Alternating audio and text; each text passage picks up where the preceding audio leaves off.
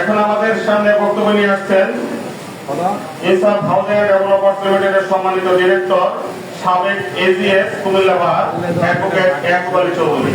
Advocate Yakub Ali Chowdhury ভাইকে ওনার সংক্ষিপ্ত বক্তব্য রাখার জন্য অনুরোধ করছি।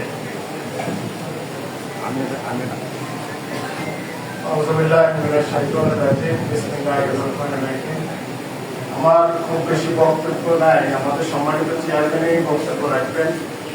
আমি শুধুমাত্র 1 জুলাই থেকে 5 আগস্ট পর্যন্ত যারা এই স্বৈরাচার পতনের জন্য শহীদ হয়েছে এবং যারা আহত হয়েছে, তারা এখনো শহীদ হচ্ছেন, তখনকার সময় আহত হয়েছে, এখন চিকিৎসা হসপিটালে মারা যাচ্ছে, এরকম প্রতিদিনই আমাদের কাছে নিউজ আসছে।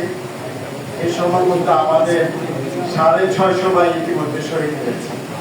আমরা আজকের এই অনুষ্ঠানে তাদের আল্লাহ তাআলা যেন শহীদের মর্যাদা দান করে, যারা আহত আছে তাদেরকে যেন আল্লাহ তাআলা দ্রুত সুস্থ করে দেন, এই প্রত্যাশা করে আমার কাছে ফরিয়াদ করি এবং আমাদের সম্মানিত চেয়ারম্যানের বক্তব্য রাখবেন।